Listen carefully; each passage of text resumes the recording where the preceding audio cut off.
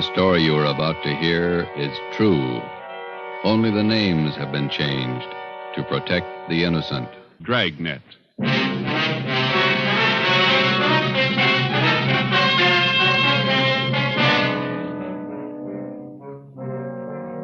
You're a detective sergeant.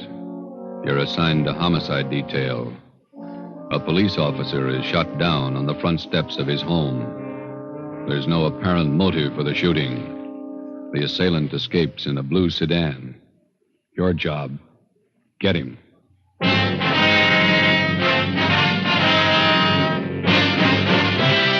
Dragnet, the documented drama of an actual crime. For the next 30 minutes, in cooperation with the Los Angeles Police Department, you will travel step by step on the side of the law through an actual case from official police files. From beginning to end, from crime to punishment, Dragnet is the story of your police force in action. It was Sunday, May 23rd. It was warm in Los Angeles. We were working the day watch out of homicide. My partner's Ben Romero. The boss is Thad Brown, chief of detectives. My name's Friday. I was off duty reporting back in on an emergency call. It was 5 minutes past 3 a.m. when I got to room 42. Homicide. Hi, Joe. Hi. How is he? He's dead. Oh? Went kind of fast. I just got the call a couple of minutes ago. He died in the wet hospital. Friday, Ben, let's go. Thad Brown's office. All right. How did it happen, Skipper? Haven't got all the details. Guy used a shotgun, point blank. Fillmore didn't have a chance. Chief of the detective's office, he got crime lab? Yeah, out there now. Right. Chief Ron Egan? Down the hall with Captain White, intelligence office. Said to have you wait. Okay, we'll be inside. Right. You want to fill us in, Skipper? No, not much to tell. Fillmore was working the day watch out of robbery. He left work at 6 o'clock last night, drove home. Yeah. He had dinner, then he and his wife went to a show. He got home about 11:30, went to bed. Yeah. About 1:30 this morning, the front doorbell rang and Fillmore answered it. His wife said she heard him open the door, and there was a gunshot. She ran to the front door in time to see a guy jump in a car and drive away. Fillmore was lying on the porch, chest ripped open. You say the guy used a shotgun? Yeah. No other information on the car he used? Blue sedan, that's all the wife could tell us. She didn't get the license number. Said it looked like a new model car. No physical evidence. Haven't found anything yet. Here's the boss. Chief? Elliot, you brief Friday and Romero? Told him much as I know. Any idea what the guy's motive was? Revenge. Any leads? Just one. Then White Intelligence came up with it. A guy by the name of Jake Carver. Carver? Not familiar. He got out of Folsom 3 days ago. Served 7 years armed robbery. Yeah. Fillmore was the man who got Carver and sent him up. The time he was sentenced, Carver swore up and down he'd get Fillmore when he got out. Hot-headed punk. Where do we look for Carver? Already checked where he's supposed to be staying. Not there. Mm-hmm. There's a list of guys he used to run with before he went to Folsom. Thanks. Let's see, Joe. Here it is. Ralph Danton, Ernie Travis, Jaime Flores. Carver been seen around town since he got out? Once that we know of, in a bar out on Sunset Boulevard. Flores was with him. Well, how about Travis and Danton? They still around? Let's see. Travis went east 2 years ago. Danton's around. Still runs with Flores. That's where you start. Flores? Yeah. Okay. Any reason? 2. Flores' sister used to go with Carver. Yeah. Flores owns a blue sedan. 3:20 a.m. We checked Jaime Flores' last known address, the old 76 Hotel down on South Alameda. Flores had moved. His forwarding address was his mother's house, 1232 Alabama Street out in Boyle Heights. His mother told us Jaime was living on County View Avenue in Highland Park. 4:30 a.m. We located the address. No garage here. Wonder where Jaime keeps his car. Not parked on the street. Yeah? What do you want? Police officers. Oh. Like to talk to Jaime Flores? Jaime? It's late. We're in bed. It's important. We'd like to talk to him. All right. Wait. I'll go get him up. Jaime. Come on, get up. Come on, Jaime. Cops at the door want to talk to you. What'd they say? They want to talk to you. Okay, baby. Yeah, officers. What can I do for you? You Jaime Flores? That's right. We're looking for Jake Carver. You know where he is? I wish I did. I'm through with that guy. Why? What's the matter? He borrowed my car the day before yesterday. Said he'd only be gone a couple hours. I'm still waiting. You own a blue sedan, is that right? Yeah, 48 Chevy. Why, did he crack it up? Couldn't tell you. Do you have any idea where we can look for Carver? If I did, I'd be looking myself. Do you know if Carver's got a gun?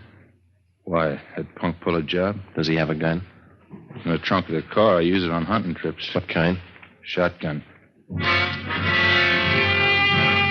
4:45 a.m. We got out a broadcast and an APB on Jake Carver, containing a complete description of the car and its license number. Roadblocks were set up on all main roads leading out of the city, and police details at the airports, bus depots, and the railroad terminals were alerted.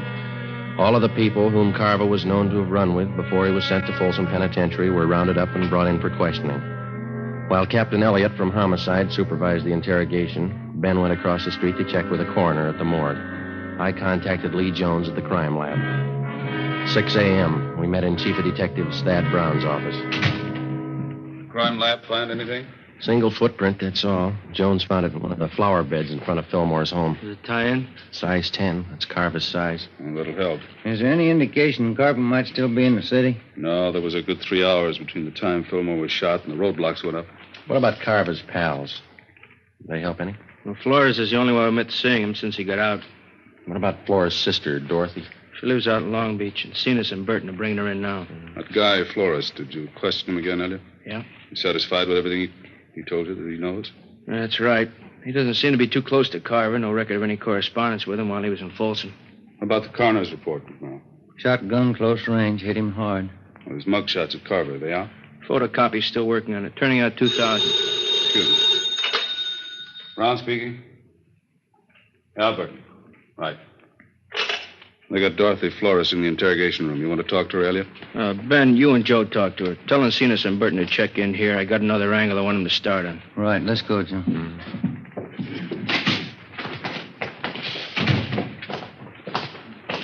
He must be as mad as a hatter. 3 days out of Folsom and he kills a cop. Yeah, if it was him. You got any other ideas? You need more than a footprint. We got to find the gun, and we got to prove that he used it. Hi. You two going to take over? Yeah, Lloyd. You and Gil check in at the chief's office. The captain wants to see you. Okay. You want the policewoman to stand by? It's fine. Let's go, Gil. See you guys later. All right. Come on. You're Dorothy Flores? Yeah. You know why you're here? Jake Carver. That's what they told me. That's right. You know where he is? No. Have you seen Carver in the past 3 days? Look, I don't want any part of the guy. He's nothing to me. He never was. You used to go around with him, didn't you? 7 years ago, before he went to Folsom. Mm-hmm. What happened to your eye, Miss Flores? Those bruises there on your arm. We had a party. I fell and bumped myself. Looks like a pretty new black eye. Did you have the party last night? I told you, Jake's nothing to me. He's a crazy hothead. I don't want any part of him. Was he around to see you last night? I used to go with him, that's all. I don't care what happened to him. You saw him last night, huh? I didn't. This is on a murder rap, Miss Flores. I didn't want to see him. He came to my room. He forced his way in. I didn't want any part of him. When was it? Early this morning. What time? About 2 o'clock, maybe 10 after. He wanted money, acted like a crazy man. I told him I didn't have any money. He slugged me. That's how I got this mouse. What do you want the money for? He said he got the cop who set him up. He had to get out of town. He took my purse. $48 in it. Was he driving your brother's car? Yeah. I didn't want any part of him. I got nothing in this. Did he tell you where he was headed? Mexico. He's got friends across the border. Tijuana. All right. Stay with her, Ben. And get a stenographer, too, will you? Yeah.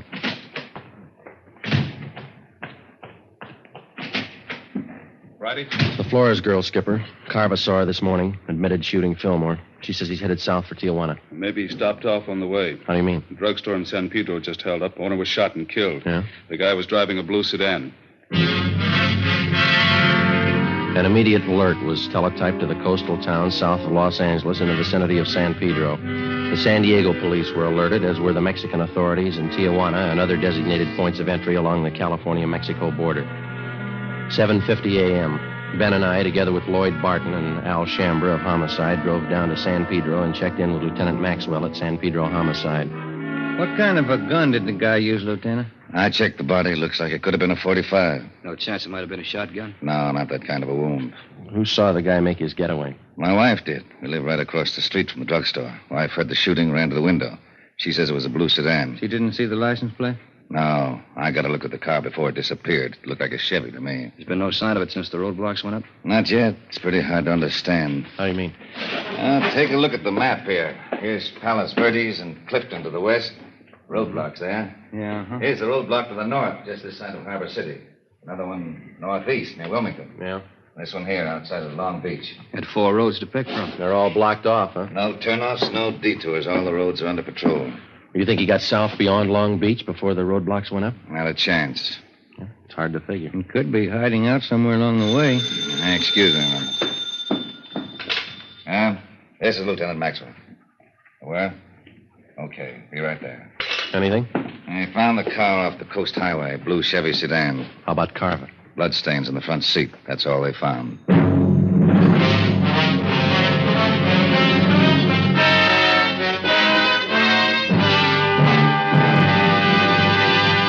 You are listening to Dragnet for the step-by-step solution to an actual police case.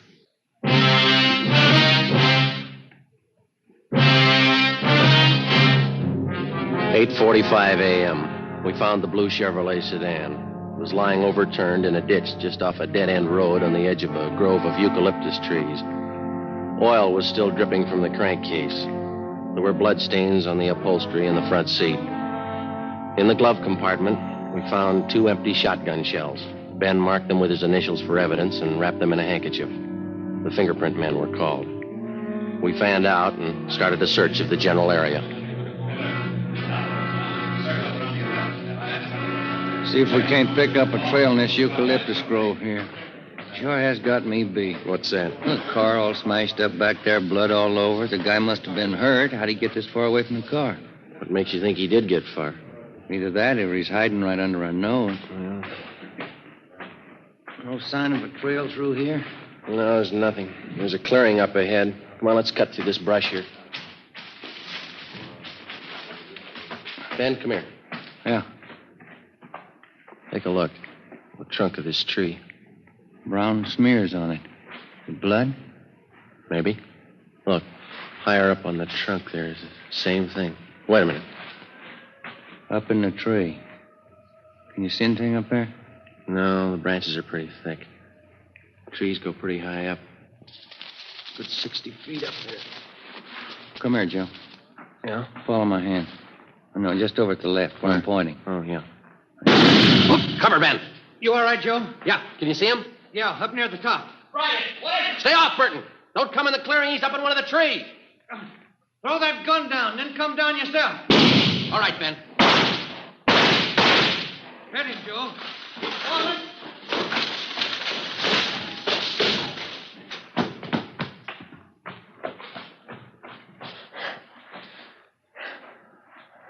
It's Carver. Shotgun's over there. You alive? Yeah. It's a hard tree to climb. Wonder how he got up there. I don't know. But this was the only way to get him down. We called an ambulance and had Jake Carver taken back to Los Angeles to the county hospital, the prison ward. We took the shotgun and the empty shells and booked them as evidence with the property clerk. The wrecked blue sedan was impounded. 2 counts of murder were filed against Carver with the district attorney. There was still one important piece of evidence missing, the .45 pistol used in the robbery and murder of the San Pedro druggist. A month passed. While Carver recuperated in the prison ward of the county hospital, we were busy building a case for his conviction. We still had only enough evidence to convict him for one of the murders. Another 2 months went by. On August 30th, Jake Carver was brought to trial for the shotgun murder of police officer Robert Fillmore. 10 days later, the jury found him guilty of first-degree murder. He was sentenced to a life term in Folsom Penitentiary. Knowing that we didn't have enough evidence to convict his client for the murder of the druggist, Carver's lawyer demanded an immediate trial on the second charge. Wednesday, September 12th, 10 a.m. I was called at the chief of detective's office. Friday? Sit down. Thank you. Elliot and I have been talking about this Jake Carver thing. They set the trial date yet? Starts next Tuesday. Bringing Carver down from Folsom tomorrow. It's bum luck. We're not going to convict him on the evidence we've got. We don't even have the gun. We've got to get a conviction. He beat the death rap for killing Fillmore. If he gets over this one, that means he's still eligible for parole. Yeah. So he serves 10 years, maybe. Good behavior. He gets out and he's ready to start in all over again. Yeah, if we could just sew him up for killing that druggist, we could put him away for good. I don't know how, Skipper. It's a pretty good bet that no jury will convict him unless we find that gun. We got another out. Just one. What's that? If we can get Carver to admit he killed that druggist. It's a neat trick. When you and Ben got him last May, did he see you at all? You think he could recognize you again? Well, couldn't have gotten a very good look from where he was up in that tree. Ben did all the testifying at the trial. I wasn't even there. Now, he wouldn't know me. Why? When they bring Carver down from Folsom tomorrow, they'll put him in county jail while he's waiting trial. Yeah. Chief figures if we could plant you in the same cell with him, there's a chance he might talk, if you play it right. No, I don't know. He's no beginner. Neither are you. If you carve enough of the right bait at the right time, there's a chance he'll put his foot in it. Maybe. All right, will you set it up with the county jail? Yeah, and remember, he's a killer. Don't take any chances. Suppose he gets wise. Well, then we'll know you tried. The following day at 2 p.m., I was booked at Central Jail as Joe Ramos, a robbery suspect. Ramos was the actual name of an Eastern thief whom we knew was not acquainted with Jake Carver. After being mugged and fingerprinted, transportation officers took me to the 12th floor of the Hall of Justice, where I was booked into the county jail. After that, I was taken down to a cell block on the 10th floor known as the High Power Tank, where prisoners charged with major crimes are held. During the day, the individual cells are left open, and the prisoners are allowed to visit with one another. I was taken back and shown the cell I was assigned to. Jake Carver was already there. He was playing two-handed poker with another inmate on the lower bunk. Here you are, Ramos. This cell here. You can take the top bunk. All right. How many cards you want? Make it 2, Jake. Hey, move, will you? I want to get in my bunk. Come on, make your bet. Says 2 cigarettes. You're 2, bunk you 6. I said I'd like to get in my bunk. Go on, Sam, play the game. Okay, we'll see you. Maybe you didn't hear me, Sam. I said I want to get in my bunk. I heard you, Mac. I don't like shoving around like this. All right, now sit down. What's your complaint? Didn't they tell you when you came through the door? They bury you in the hole for beefing in here. Then as long as I'm in here with you, let's get it straight right now. Don't bother me. And while you're at it, keep your rum-dum pals out of here, you understand? I don't think I do. You'll be around quite a while, smart guy. I won't forget this. Oh, yeah. Shout time. Come on, here it is. What are you doing down there, Dobbin? Nothing. I always sit on the floor. Get back to your cell. Ciao. Yeah. See you, Jake.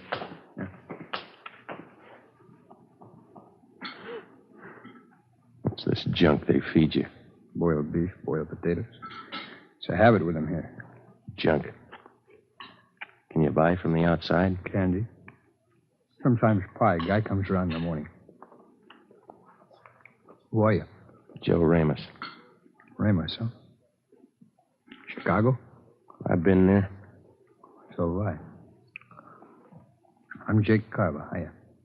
All right. What are you up for? Talk to my lawyer. You got a smart mouth. You got a big one. You take care of your own worries, huh? I'll take care of mine. I ain't got any worries. I got it made. Hey, you want that piece of bread? I don't want any of it. Take it. Tell the truth, I never had it so good. No witnesses, no evidence. You can't touch me. Sure. That's why you're in here. 3 days passed. By playing the part of the tough gunman from Chicago, I succeeded in getting close to Carver. Because of the close confinement, I was with him almost constantly, but he still refused to confide. In a roundabout way, I pressed him as much as I could for the answer without making him suspicious. No results. 8:55 p.m. Sunday, 2 days before the trial opened. Sam, Jake Carver, and I were playing blackjack in the aisle just outside our cell. All right, Sam, hit me. There you are. Okay, I'm good. Ramos? I'll stand. 18. Pay 19. That's all for me. Me too. I'm going to hit the sack. Yeah, just when I start to come back. Always crying. Hey, Ramus, seems to me I remember you. Haven't I seen you around City Hall? Sure, I live there. All right, it's time. Lock up. No, seems to me I remember. Ramos? What's he talking about? I don't know. I got a headache. It's killing me. Yeah? Well, let me crack your neck. It'll help it. No, it's no good. You got any of them brown pills? Come on, I'll crack your neck. Loosen up those nerves. Always helps me. Yeah? Yeah, here, let me show you. Come on, turn around. Take it easy. Just relax. Let yourself go. Yeah? I'll get my hands around the back of your neck. Come on, relax. Well, this won't hurt you. All right. You got to be careful with this, though. You could break a guy's neck, you know? Take it easy, huh? What's the matter? Come on, relax. All right. Let me get a better grip on your neck. Take it easy, huh? All right, now. Yeah. All there is to it. How's that? Oh, that's not bad. Feels a little better. That works okay. Sure. Hey, I noticed you had a visitor today. One of the boys in the East? No. A friend of mine out here. He just got in town. The coppers are trying to pin a killing on him. No? Who is he? Max Wesley. A good man. Tried to say he pulled a job down in San Pedro. Pedro, huh? What kind of job? Stick up. Drugstore a couple months ago. Yeah? That's what they got me on, you know? It's funny. I think I'll get some shut-eye. What about this job they're trying to hang on him? He tell you? I don't remember. The guy who ran the store was shot up, I think. Died. Max wasn't even in town when it happened. Happened in May? Last May? I don't know. I'll see you in the morning. Yeah. Hard bed. They didn't have nothing on Max, huh? They let him go. Oh, not yet. He's out on bail. No, I mean, no evidence on him. No gun, huh? Yeah, they got a gun. I think that's what Max said. Where'd they find it, he say? I don't know where they found it. Go to sleep, will you? You mentioned anything else about Pedro, like San Pedro Hills? Yeah. Maybe that's where they found it. I think Max said that. No. That couldn't be. All right. Understand that. Hey, Ramos, it wasn't the Harbor drugstore, was it? What's eating you anyway? Will you go to sleep? Look, Ramos, I gotta know. It's important. What are you talking about? I gotta get some sleep. Will you listen a minute? I ditched a gun down there in the San Pedro Hills. All right, what are you worrying about? They don't send you up for hiding guns? Listen, I'm hot on that job. They got me on one murder rap. If they tag me on another one, it's for keeps. What do you want me to do? Talk to the governor? Are you sure this guy Max said that they found a gun? Now, look, Carver. Max said they found a gun in the San Pedro Hills. Now, you get on down in your bunk and let's talk about it in the morning, huh? What kind? Did he say what kind? I don't know. I don't remember. Was it a 45? Something like that, yeah, 45. I guess that was it. Now, listen. Got that jailer barking down here. Quiet down in there. All right. You go to sleep now? I can't be. It's not the same one. They couldn't have found it. They haven't talked to me. Ramos. Hmm? When did they find the gun? Did Max tell you that? Oh. When did they find the gun? When? I don't know. He didn't say where? San Pedro Hills. Ramos, I gotta know. Wasn't by a covert, was it? On the hill road? I don't know. I'll ask Max the next time I see him. Is that where you ditched yours? But they couldn't have found it. Nobody could have. It was this covert, see, back on the road. Yeah. There was a piece of cement broken off the bottom edge of the covert, kind of a hollowed-out space inside. I pushed the dirt all around it. You gotta ask Max. Mm-hmm. Ask him where they found that gun. Yeah, I'll see him Wednesday. I'll ask him. You gotta find out. They could put me away for good. What are you worrying about? They haven't paired you up yet with the gun they found? Yeah. Yeah, that's right. Maybe they didn't figure it. Maybe they forgot. Maybe.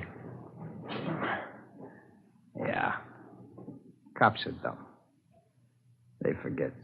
That's what everybody says, isn't it? Yeah, that's what everybody says.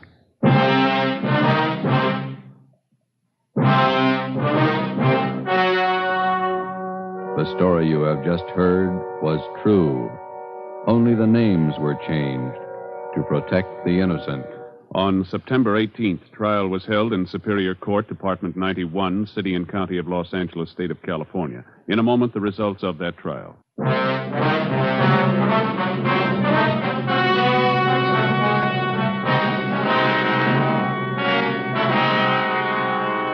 The murder gun, a .45 caliber automatic pistol, was recovered from the San Pedro Hills, and Jacob John Carva was brought to trial. He was tried and convicted of murder in the first degree. The jury again refused to recommend the death penalty. Carva is now serving a life term in the state penitentiary without possibility of parole.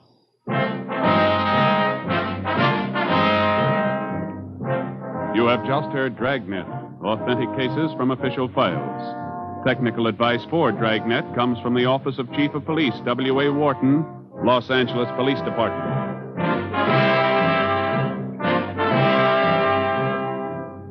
Dragnet wishes to thank the editors of Radio Best magazine for their considerate appraisal of this program. For those of you who may be interested, a novelized version of Dragnet appears in the April issue of Radio Best. Fatima Cigarette, the best of all long cigarettes, has brought you Dragnet from Los Angeles.